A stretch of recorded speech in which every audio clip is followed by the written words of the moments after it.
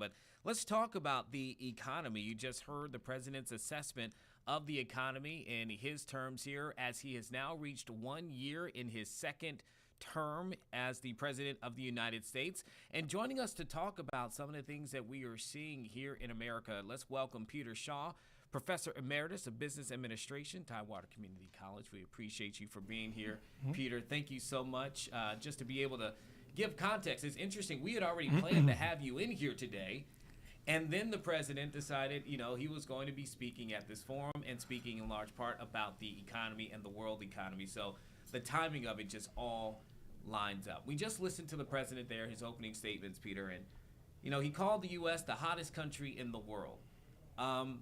What does the data show right now in terms of the state of the economy, especially as polling has showed here in America that affordability has been such a huge topic of conversation for the average American? Yeah, Eugene, you're right. I mean, the economy, we're seeing a disconnect between the growth in the economy and job growth, and we're seeing what consumers are feeling about the economy at this time. Yeah, University of Michigan has their survey they do of consumers. If the score is up around 100 or close to it, it means they're very optimistic about how they feel on this, whatever the subject matter may be. However, in 2025, the score was at 57.6, which is about half of what optimism would be. And it is the lowest score in the history of University of Michigan's survey, which dates back to the early 60s. It is the lowest score. So you start asking the question, okay, if we're getting a low score, what's going on is causing it? Well, when you look at things like natural gas prices have gone up about 11% over the year. You've seen electricity go up around 7%. You also have seen, for example, I was looking over here. Good news is airline prices have gone down a little bit, about a little 3.4%. Motor vehicle and maintenance has gone up almost 6%. And hospital services, medical care has 6% and climbing. And so what is happening is when you look at the data from the survey, consumers in December of 2024, their score was 74. And now it's 50, in December of 2025, it was 52.9. Boom, it has dropped a lot. When you look at personal finances currently, back in 2024, it was a score of 85, getting better, and it dropped down to a score of 68 come this December. When you look at economic outlook 12 months out, back in December 2024, the survey showed 88. It's now dropped to 59. When you look at the economic outlook 5 years out, and in December of 2024, it was 94, and now it's 64. That's a 30-point drop. So why is this happening? Well, consumers are battling with rising prices still. They're dealing with tough real estate market, for sure. They're seeing slower job growth. Here in Virginia, for example, in 2024, the state was adding about 6,100 jobs a month. In 2025, that dropped down to less than 1,000. That's an 80% drop. Lower wage gains. And the thing I always impress upon people, they said, well, I got a 5% raise. Well, that's great. But let me give you an example how that plays out. When you get a raise, that's a gross number before taxes. And I always tell people, if you got a 5% raise, after they take out all the payroll taxes and all that good stuff, you get about 3.5% take home. So that's the number you have to pay attention to, your take home pay, not that gross number. And I said, here's an example. If you get someone making $100,000 a year, they get a 5% raise. That's $5,000 raise. But after taxes come out, it drops to about $3,000. So remember that 3,000 number. You get someone at 200,000 getting a 5% raise, they will get $10,000 raise, and they're walking away in this particular case with about in this case about $6,000, about double, 6,000. So you can have the same raise increase rate, but the different income brackets, take-home pay-wise, is a big difference.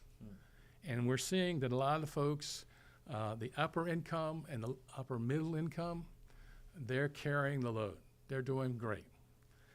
The lower middle income, lower income, they're taking it bad. As you can see, as we mentioned some expenses we mentioned earlier.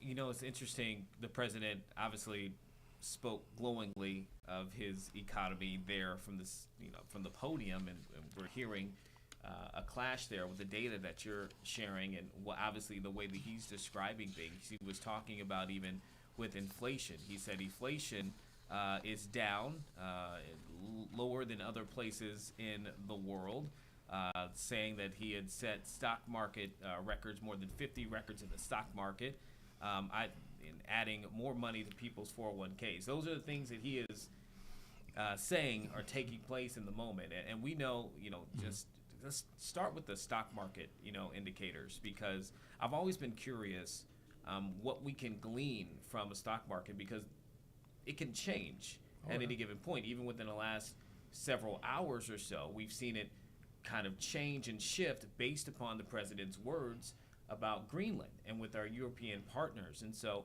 when people are hearing that and they're hearing, an assessment based on those kind of elements, what are your responses to them just in general when you're trying to monitor that as a sign of whether or not the economy is going well or bad? Well, the economy is really counting on the efficiency of technology and AI technology. So you're seeing that piece there. But what is really happening is, for example, let's take the auto industry. In 1978, they had 1.5 million United Auto Workers. Today, it's about 150,000.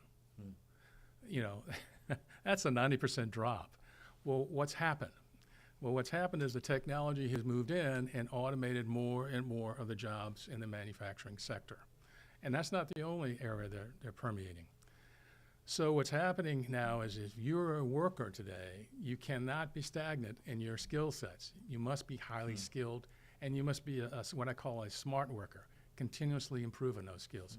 If you don't and you fall behind, you're going to be a victim of possibly of a layoff.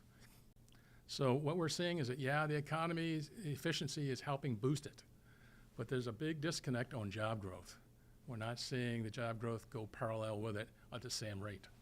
And I'm glad you mentioned the auto industry, because we know, I think it was last week that the president was in Detroit, and he was touting some of the efforts that the administration wants to make to make sure that the auto industry is booming, saying that he really is pushing for companies to bring everything back into the United States in terms of building and manufacturing. In your assessment, based upon even what you're just saying there, obviously this is an industry that needs a bit more of a jump start in our country. That has forever been, one of the leading things that we've had within this country for generations prior. What's your assessment on what will happen is it possible, first of all, for those companies to just reinvest overnight here into more American manufacturing, or what would need to take place moving forward to kind of bring it back? Yeah, when the auto industry CEOs met with the president last spring when he was talking about his first wave of tariffs, they told him, Mr. President, if we move a plant from Canada to the United States, it is going to cost us over $1 billion, and it's going to take probably up to 5 years to have it up and running. So it's not a flip of a switch or a snap that this thing's going to happen. We just want to make that clear. Now, one of the reasons that U.S. auto industry is in Canada is that they don't have to pay any health care costs, because the country already has a national tax for that. So that cost is a big piece of their production cost, believe it or not. It costs more for health care coverage per auto worker than it does for the steel that goes into the vehicle. And so this is a big issue they're trying to emphasize to the administration. Look, it takes time. It takes a lot of money to relocate those big plants.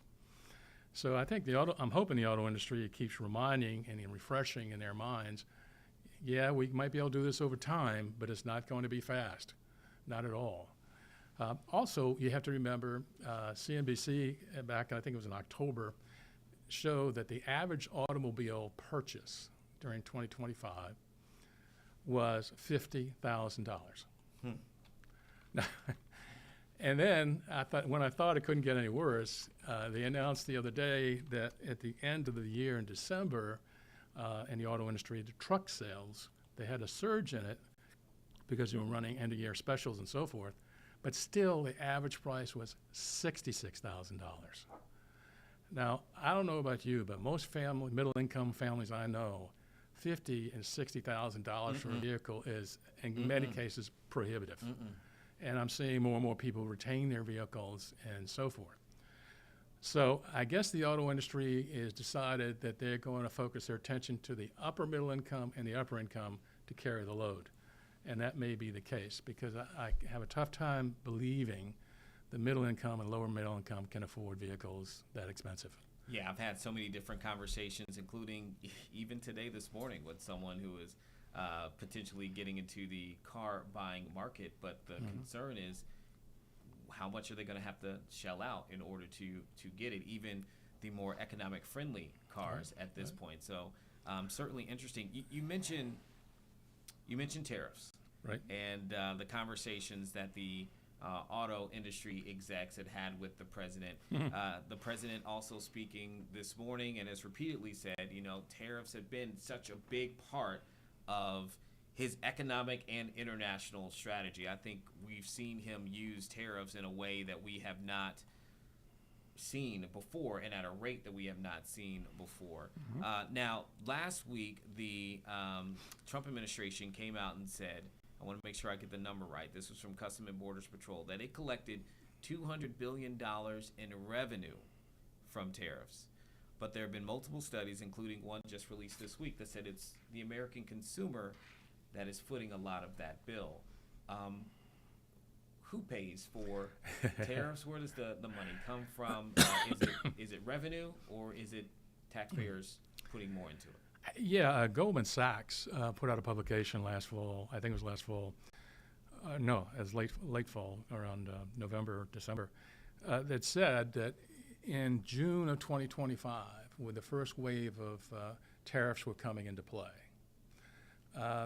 the consumers were paying about 22% of the tariff.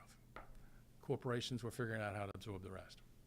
Well, we move along to October of 2025, that 22% number jumped to 65%. So it's clear to me that more and more of the tariffs are going passed on. I will tell you, in my non-scientific polling and talking to small and medium-sized business owners, they're making it very clear to me they have no option but to pass it on. They don't have enough margin. It's just not there. They don't have the grand scale economies of scales of the big boys.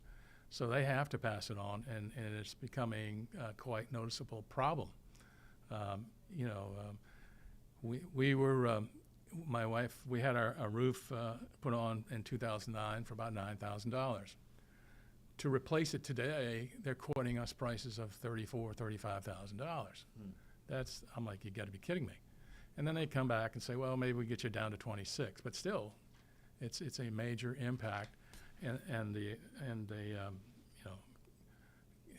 roofing hasn't gone up that much, But you're seeing all of these elements. The president gave his speech this morning and talked. He selected his numbers, which I would expect him to, but he stayed away from consumer sentiment. He did not talk about that. He did not talk about. He says polling numbers were through the roof. Not the numbers I've seen on the screen or in the news. It is clear that the average American, and again with this consumer survey from Michigan, the consumers gave the lowest score in the history since the early 1960s ever. It's very interesting, and in talking about tariffs again, a lot of big news that we're still waiting on at this point. Is the president going to place 10% tariffs on those European countries who don't support his desire to take control of Greenland, as he has said that he could do. What is the Supreme Court going to decide, as they have now heard arguments on whether or not the president has the power to do what he has done since he's come into office again in issuing these tariffs under the emergency orders with all of these different countries. So tariffs have really been such a, if there were people who didn't know what a tariff was prior to all of this, you probably should be familiar and know what it is at this point for sure, because it has played such a huge role in our economy and international affairs here in the last year. But I want to ask you now about interest rates, because before go ahead. Before we do that, you need to also pay attention that the president is using tariffs in a way we have never used them before.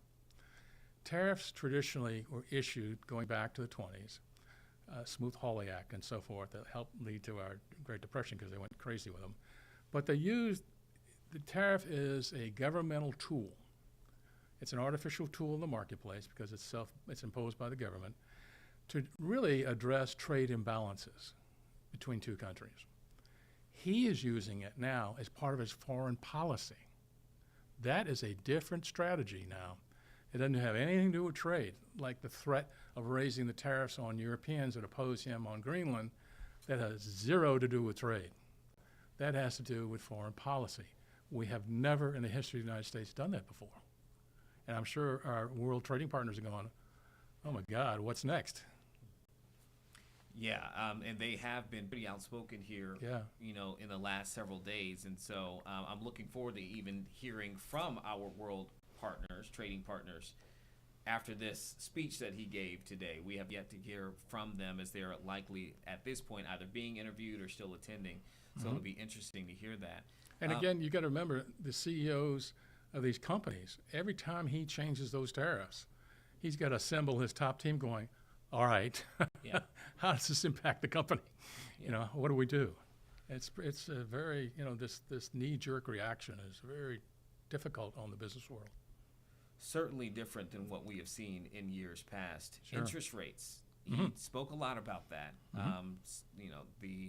The lowering of interest rates, and we know too there's been a lot of pressure, from the administration on the Federal Reserve, and even now it looks as though there's more of an investigation that has now been waged against the Federal Reserve and its leader Jerome Powell over the building construction things, but it fits into the pattern Powell says of the pressure from the administration for them to lower the interest rates. You and I have talked about this in the past in various different stories, dating back even prior to the Trump administration, when we were in the former Biden administration. We were talking about, okay, what is the Fed going to do? How do they navigate whether or not we're the high inflation rates, or are we in a judging by what you've seen from the Fed and in your expertise and seeing where we are now, they've been really kind of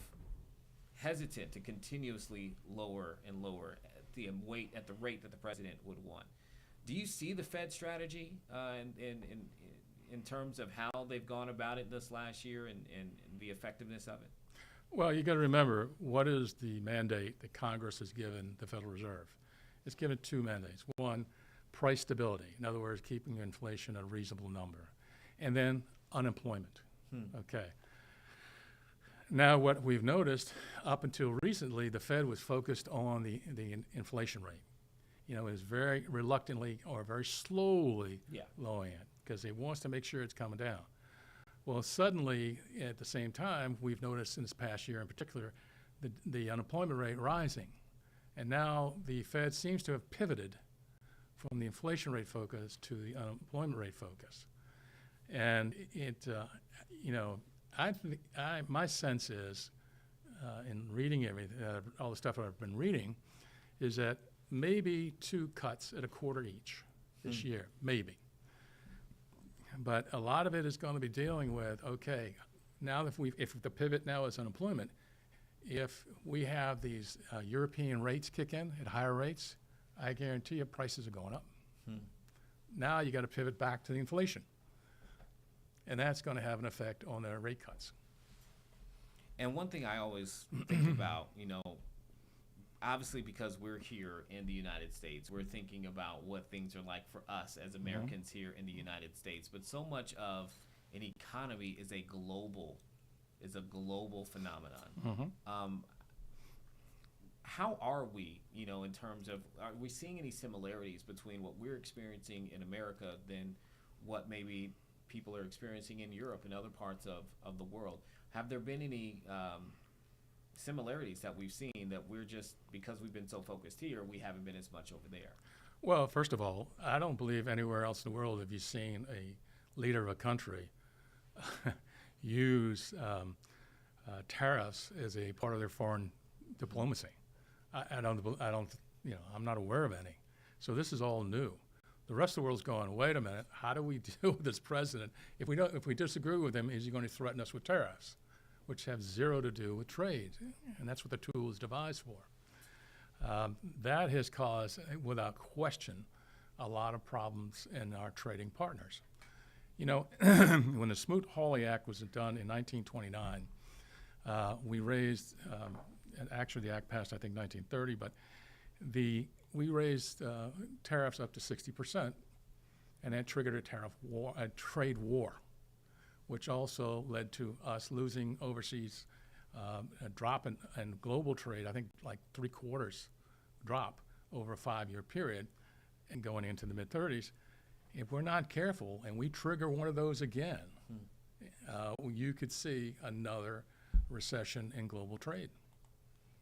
We got Peter Shaw here. We appreciate him so much. Anything else that you feel like we should pay attention to in terms of the economy? So many people have affordability on their mind because we have a few moments here. Anything else you think, hey, pay attention to this, see the signs, or something that you're seeing as a trend? Yeah, first of all, as I say all the time, develop a budget. Yeah. Separate, the needs from the wants, okay? Focus on the needs, make sure you get the money there.